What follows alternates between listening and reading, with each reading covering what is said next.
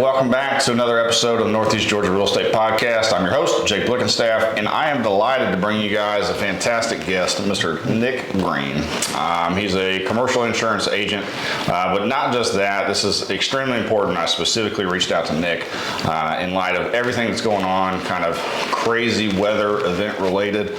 I wanted to get him in here because I know I've had conversations with property owners about what's going on, like in the wake of all of this crazy destruction. Like, what do you do? What does that recovery scenario look like? When do you get an agent involved?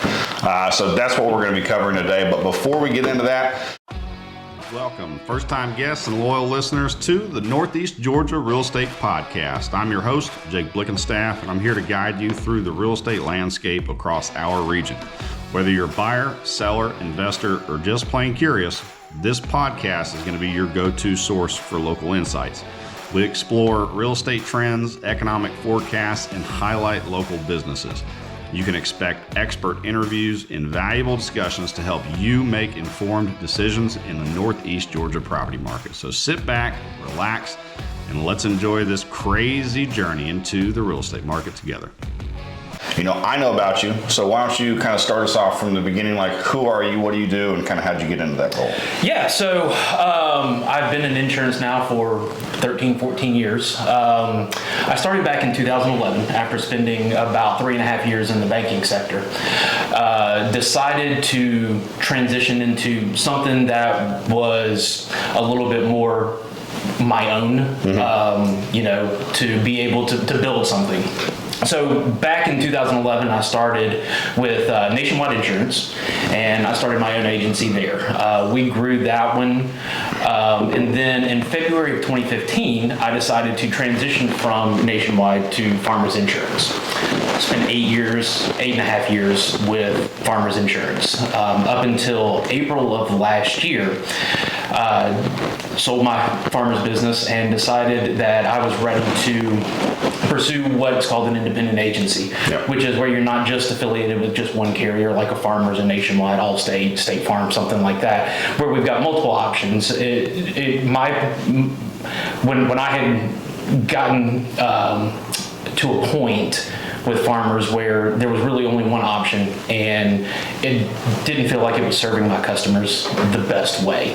So being able to offer multiple carriers, multiple coverage options, I feel is a better way to help protect our customers in those types of scenarios. Yeah, because in that scenario, you're not just like a one size fits most. You have you can kind of bob and weave with like being able to play in multiple sandboxes.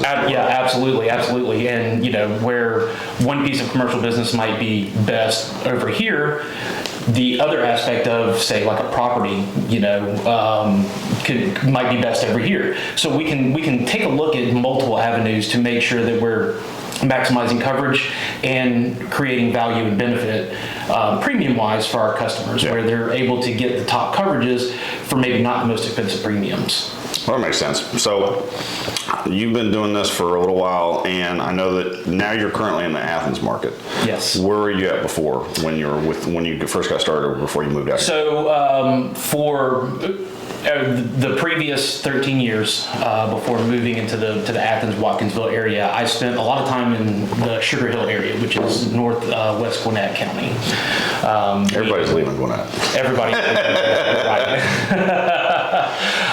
But so that was a great place. It was kind of where our family started, but in that transition, we have grown to really started to embrace here at Watkinsville, the Athens area, and so it's been a good move for our family. Now, correct me if I'm wrong, but just because you guys live out here, you're capable of servicing clients like all over the state, all over the region, nation. What's that look like? Absolutely. So we're not just confined just to Watkinsville, Athens area. We are licensed in the whole state of Georgia. So anywhere from Rome, Calhoun, Boone all the way down to Savannah and Valdosta. We have the ability to write all over the state. It's not just in this one little small particular. Well, that's good because our podcast has a reach outside of just kind of the Northeast Georgia area. So I want to ensure that anybody that winds up seeing that, they're like, well, his services, I can't use it. Oh, no, absolutely. We like I said, we can go all over the state.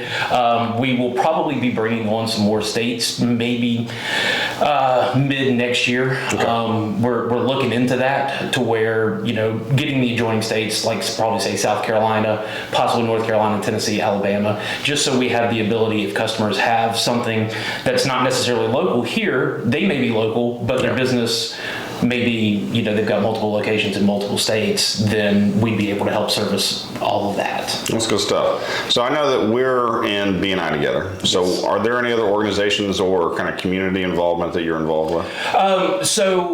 Yes, I am a part of the Rotary Club of Oconee County. Okay, very cool. And so I've been in there just a little over a year. It's been a great club. It's got a substantial membership. And so it's been nice getting to know fellow community business leaders and community politicians and local leaders in that aspect. So that's good stuff. Now, to jump back on what we were kind of just briefly touching on when it comes to commercial property types. So what specifically do you cover? Like, what does that look like as far as all the different asset classes? And is there anything that you don't cover? I wouldn't say that there's anything that we don't cover. Like I said, we've got multiple companies, so we've got the ability to find that coverage for you. A lot of times when we're looking at a commercial property, a lot of times you're going to have somebody that's the building owner, where they own the shell of the building, but then they lease it out to different types of businesses. You've got the owner occupied, where you've got the business owner that owns the building and they're running their same business outside or inside within the same building as well.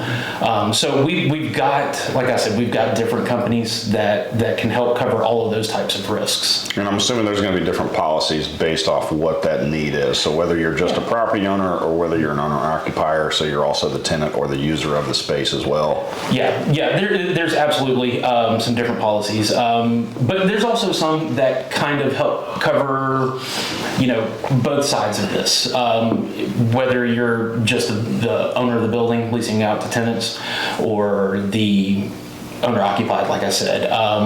Most commonly, what we're probably going to look at is what's called a business owner's policy, which is, it's a great policy where it's kind of an all-encompassing type thing where it helps protect both business owners in the event that something were to happen either to the building or to something that's related to the business. And that's usually, once again, correct me if I'm wrong, obviously you're the expert in this space, but so like if you're the tenant and you're looking for general business insurance, does that usually fall, like not necessarily state minimums or minimums, but like industry average, if you will, is that like $1 million worth of coverage plus like a workers' comp policy?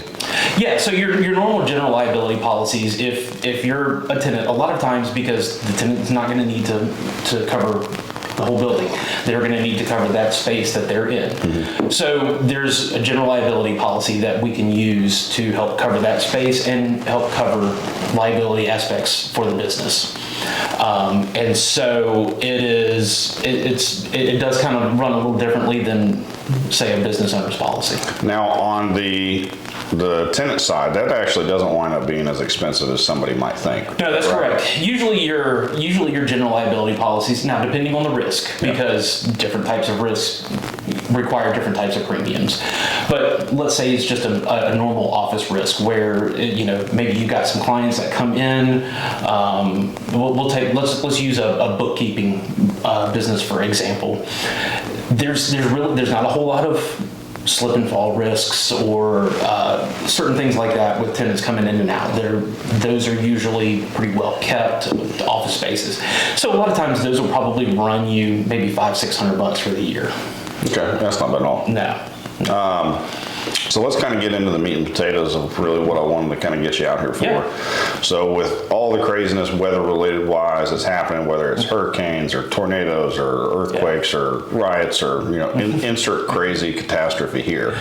From a property owner's perspective, what are some of the the processes that are involved, like whenever you need to get involved, or if there's a property owner that has potential damage to their building, what does that look like?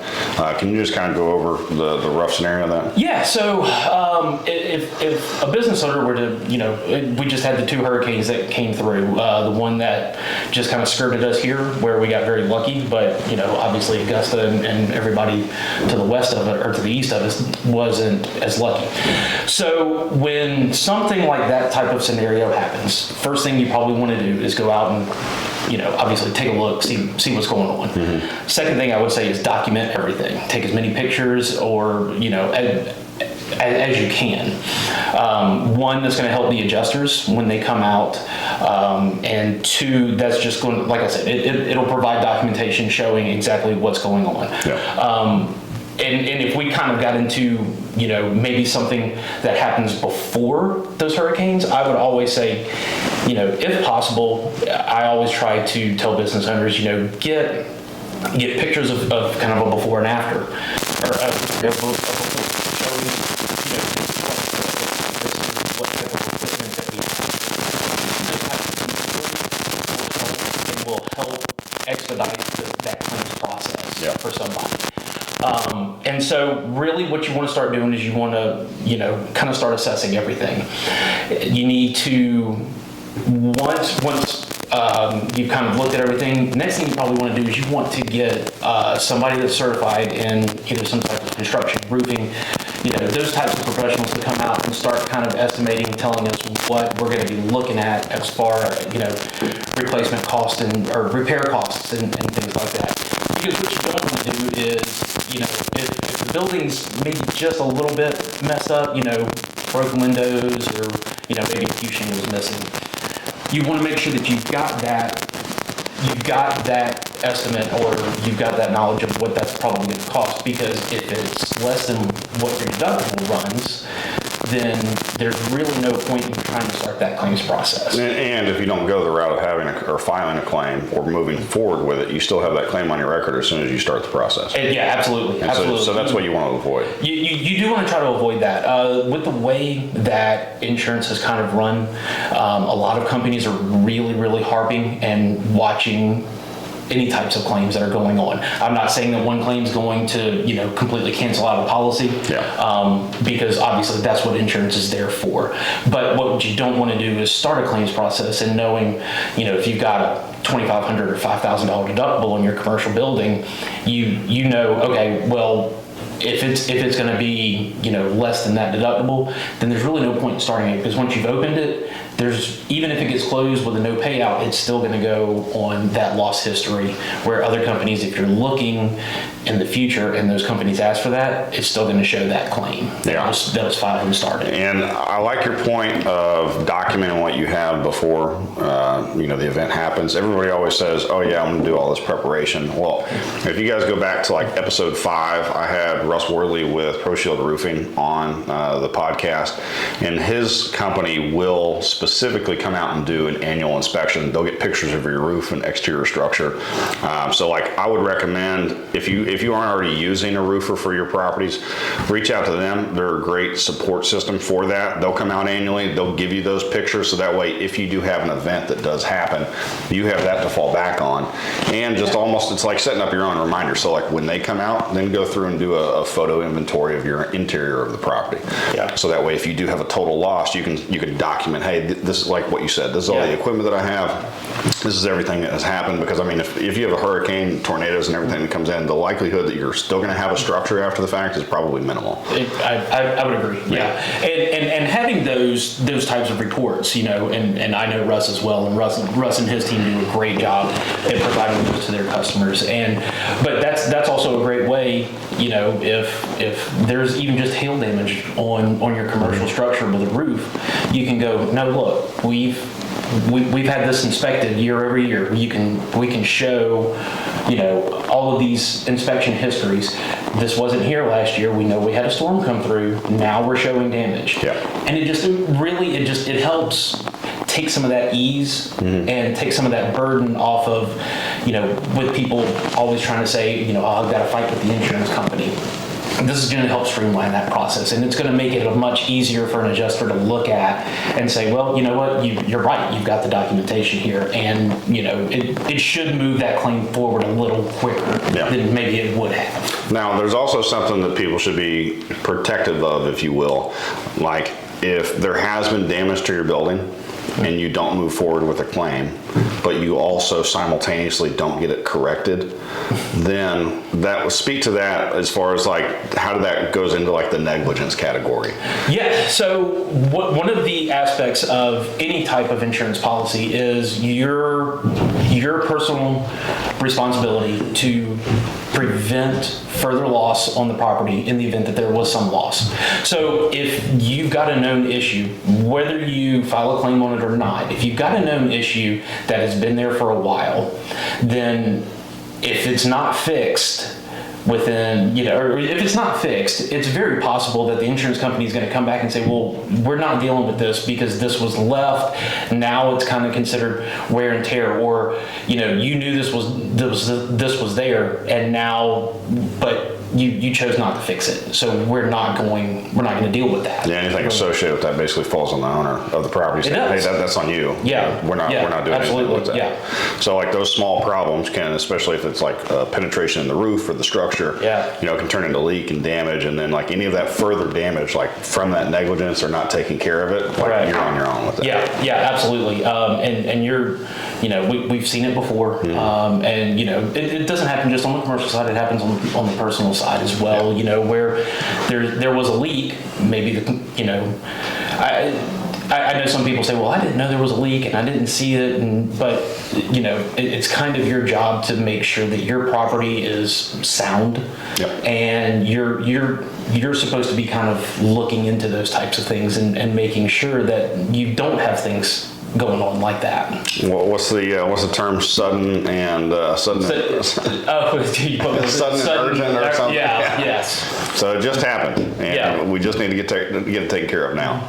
I think that's fantastic. I want to pivot a little bit and talk a little bit about like more your individual business journey. So what are some successes that you would say that you've had kind of over your career? We've had a lot. Okay. I really have.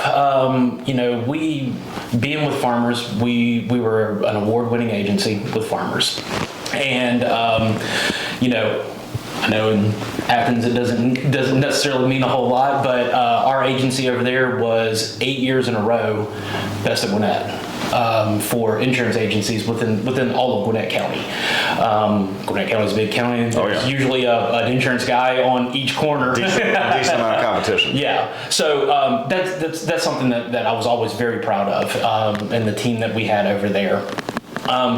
Being on my own, it's been a journey.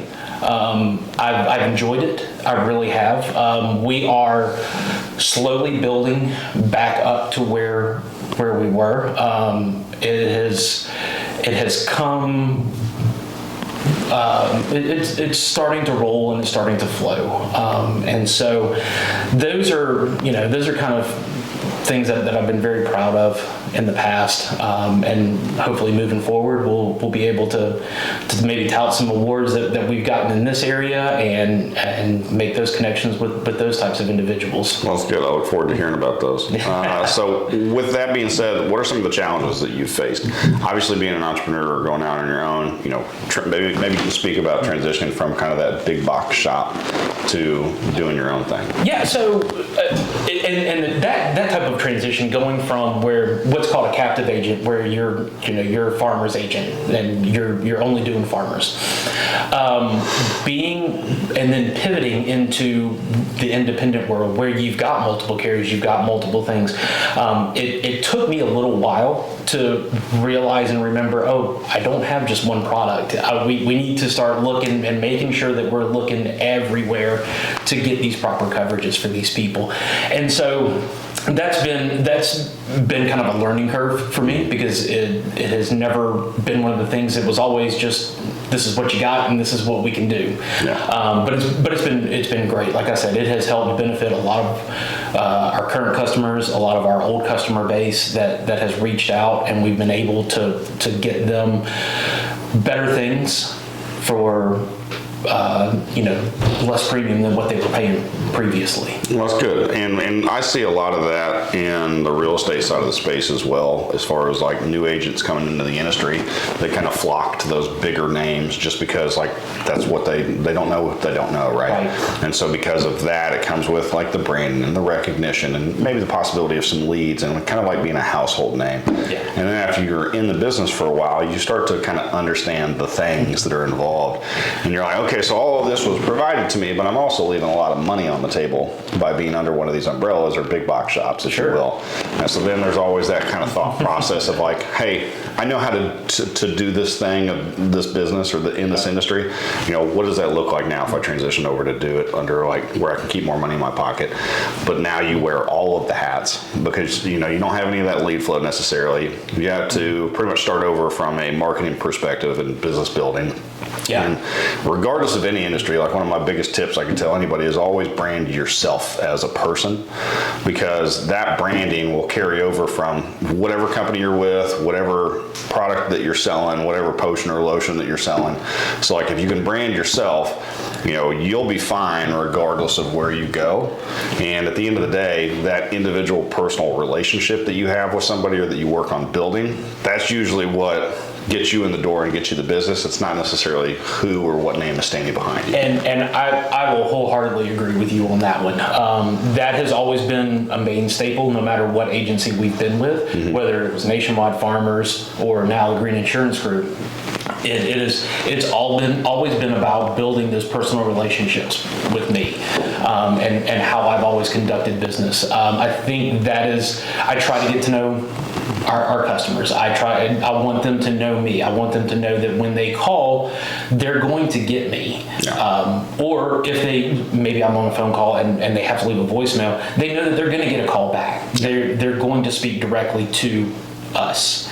And so that's, I would, like I said, I would agree with that. I think that's been one of the reasons why, even in this transition going from Farmers to the Greene Insurance Group, those relationships that we built in the past have helped make that transition a little bit more easy for us, knowing that we've got those personal relationships with those current customers and past customers. Yeah, with all the benefits and advancements in technology and all of the things, like nobody wants to dial an 800 number and have to sit on hold or have to go through prompts. Like, I want a phone number that I can call and I want to talk to a human being. Absolutely. Like, period.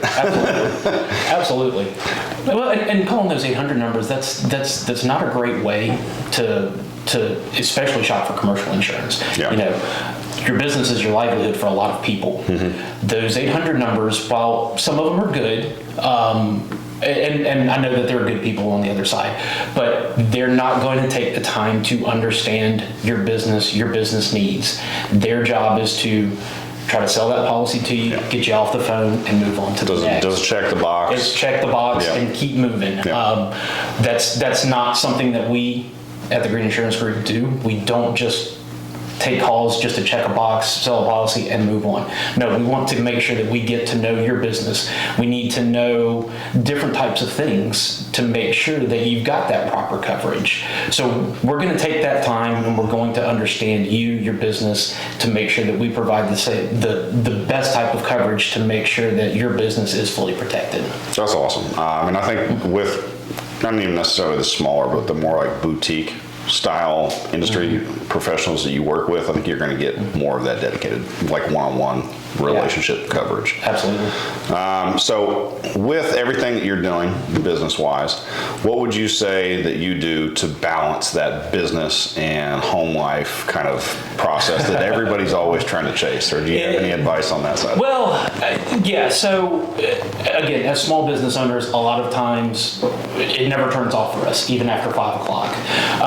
But I've always tried to make sure that I've had time for my family even after 5 o'clock.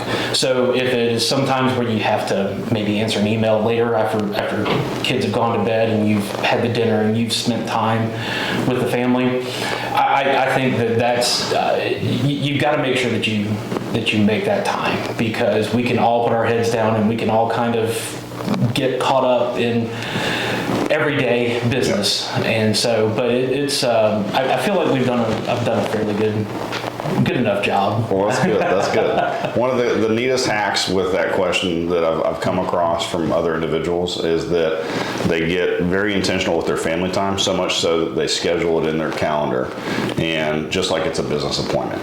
And so some people might be like, whoa, whoa, whoa, man, come on, this is your family. But if you think about it, so like if you're on an appointment with a client, like are you looking at your phone? Are you checking Facebook? Are you answering another phone? No, you're intentional with your time. Absolutely. So if you look at it with that same intensity of like, I'm going to be intentional with my family, my phone's on do not disturb, and you know, this is our time.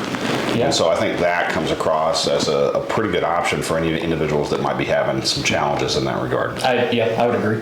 Good stuff, man. So as we start to wrap this up, if anybody does see this episode and they're like, man, I need to have, or I have some questions about, you know, my property, looking to buy a property, need to get in touch with you, what's the best way to go about doing that? Best way is, you know, call office. I always tell that. Our office number is 706-705-5004. I'm at extension 1001. I also have a cell phone that you can call. That number is 706-817-2033.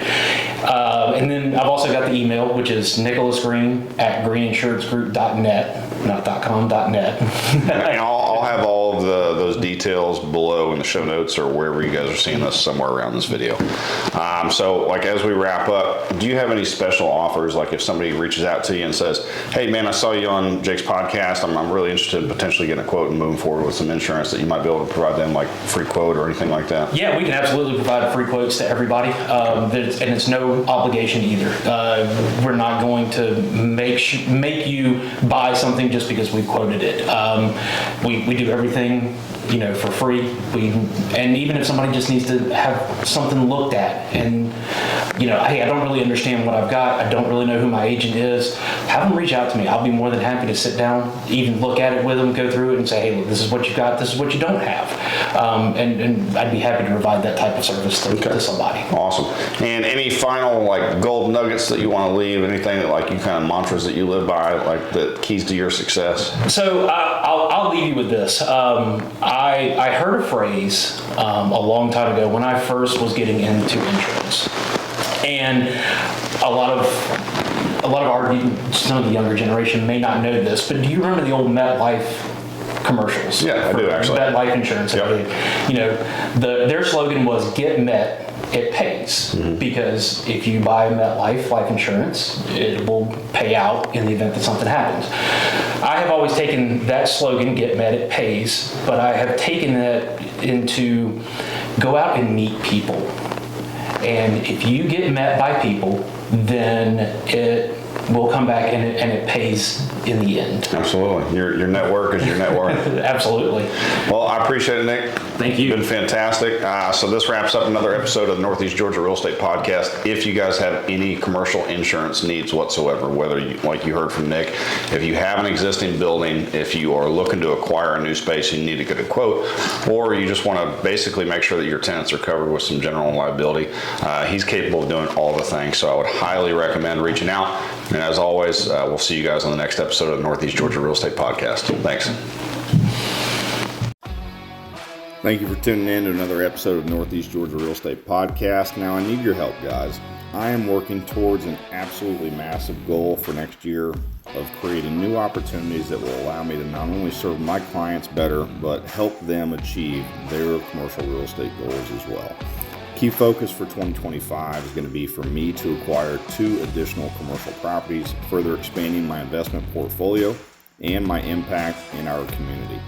This journey will allow me the freedom to spend more quality time with my family, which is the end goal. I'm sharing this in hopes of being able to connect with others who align with this vision. So if that's you, whether it's through partnerships, investing, networking, or new business opportunities, please let's connect and build something together. Thank you.